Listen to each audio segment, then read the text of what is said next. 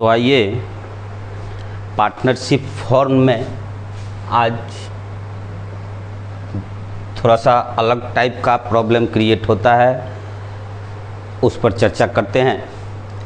पिछले दिन ड्राविंग्स के विषय में चर्चा मैंने किया था, calculation of interest on drawings. थोड़ा सा ये उलझाने वाला चीज़ है, पिछले दिन भी मैंने उसी पर चर्चा किया है, आज भी पुनः उसी पर मैं चर्चा करने जा रहा हूँ।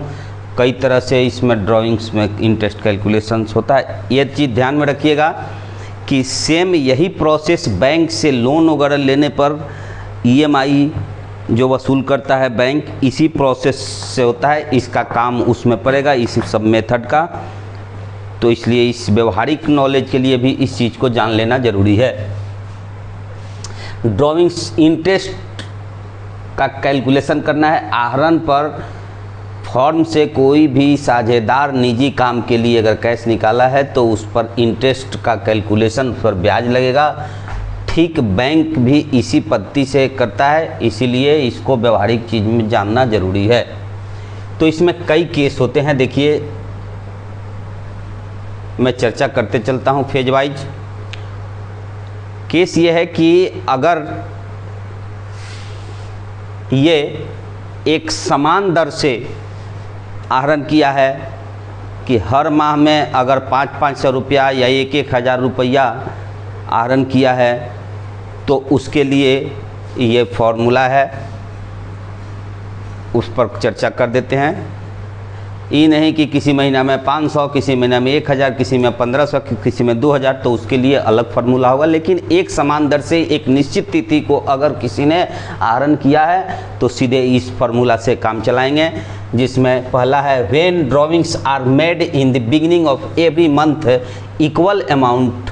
करा है कि प्रत्येक मंथ के प्रारंभ में, अब जैसे जनवरी में तो 1 जनवरी को, फरवरी 1 फरवरी को, मार्च 1 मार्च को, मैंने हर महीना में 1 तारीख को अगर एक समान दर से अमाउंट निकाला है, विड्रॉल किया है, अपने काम के लिए आहरण किया है, तो उस पर कैलकुलेशन होगा total drawings for the whole year it's the based on average period. Average period method पर इसको निकालेंगे। तो उसके लिए average period AP equal to क्या होगा, time left after first drawings, time left after the last drawings, time left after first drawings plus time left after last drawings by 2।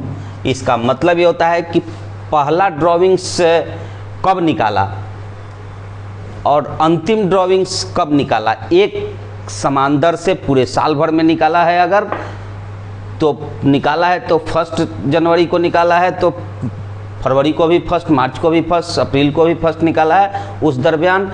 तो ये चीज़ देख लेना है कि प्रथम निकासी उसकी किस दिन हुई है, एक निश्चित तारीख को हुई है।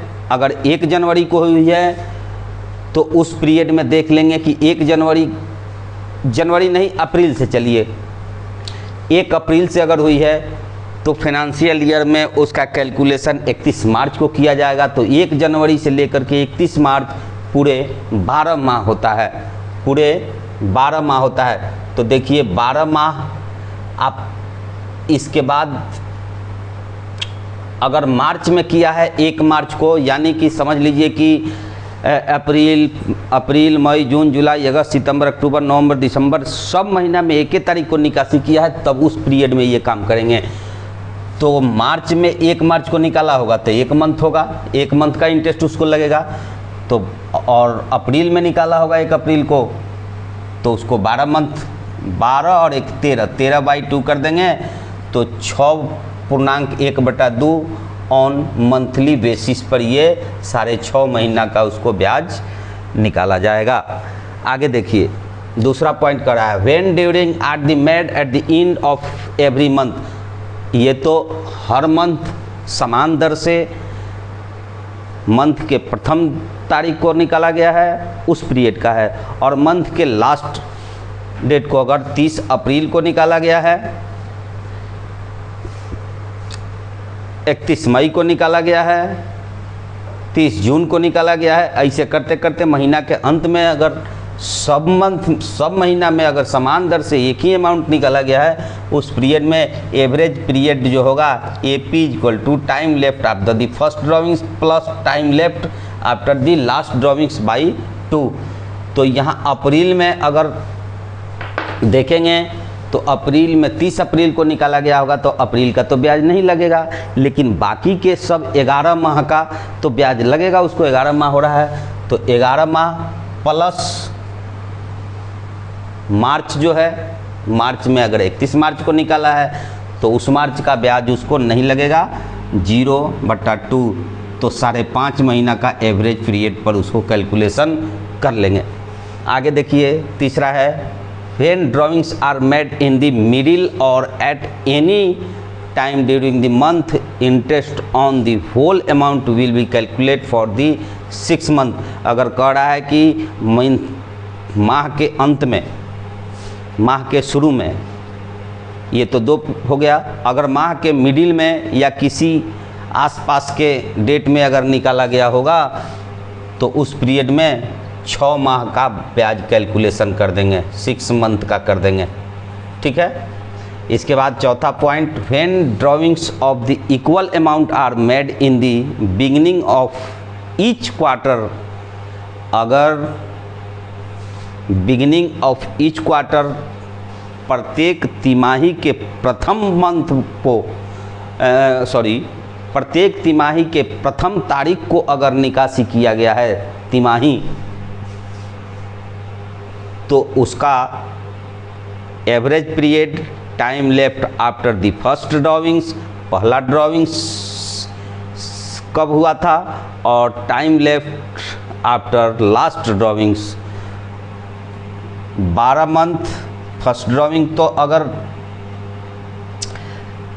तिमाही में निकाला होगा तो फर्स्ट ड्राविंग से पहले का मंथ तो अप्रैल में ही निकाला होगा 1 तारीख को, तो ये आपको 12 मंथ प्लस 3 तिमाही का हो गया।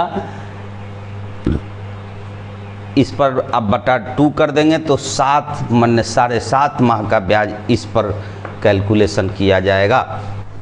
आइए अगला कंडीशन है, जब समान दर से when during of each amount are made at the end of each quarter, अगर समान दर से प्रत्येक तिमाही के लास्ट में निकासी किया गया है तो उस पीरियड में क्या फार्मूला होगा। मान लीजिए कि ये फर्स्ट मंथ और ये 12 मंथ है और ये तिमाही है, 3 3 6 और 3, तो यहाँ जब किया जाएगा तो 3 महीना तो ख़त्म हो गया, तो अगला ये 9 माह बचेगा। तो इसी आधार पर देखिए average period time left after the first drawings plus time left after the last drawings, और यहाँ जो है ये 0 मंथ हो जाएगा लास्ट में, तो 9 मंथ, प्रथम 9 मंथ और लास्ट का 0 मंथ बटा 2 हो जाएगा।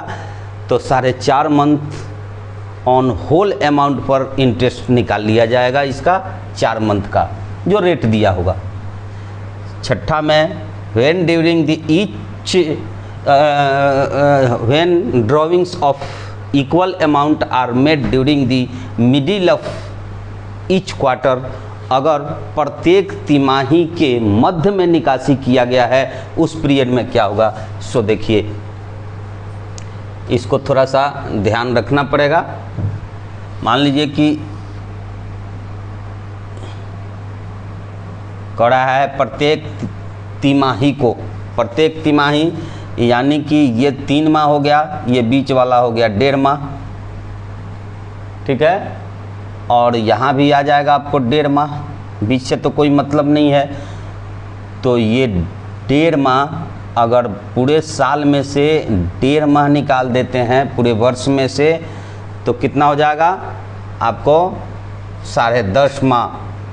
तो कह रहा है कि average period time left after the first drawings, तो फर्स्ट ड्राविंग कितना हो जाएगा यहाँ से, ये 10.5 10.5 माह, आप प्लस ये कितना हो जाएगा 3 है तो आधा 1.5 हो जाएगा, 1.5 मंथ बटा 2 कर करके ये 6 मंथ जो है आ जाएगा आपको 10 और 2 12, 2 से भाग देंगे तो 6 मंथ। ये होल अमाउंट पर आपको इंटरेस्ट का कैलकुलेशन किया जाएगा। यही 6 पॉइंट है। अगर समान दर से और एक रफ्तार से अगर निकासी किया गया है तब, अगर अब इसके बाद अगर आएगा अलग अलग तारीख को किया गया है, किसी मंथ में किया गया है, किसी मंथ में नहीं किया गया है, किसी मंथ में शुरू में, किसी में लास्ट में, किसी में बीच में अगर ड्राइंग्स किया गया है तो उसका थोड़ा सा अलग टेढ़ा होगा और थोड़ा सा जटिल होगा, तो उसके लिए फिर आगे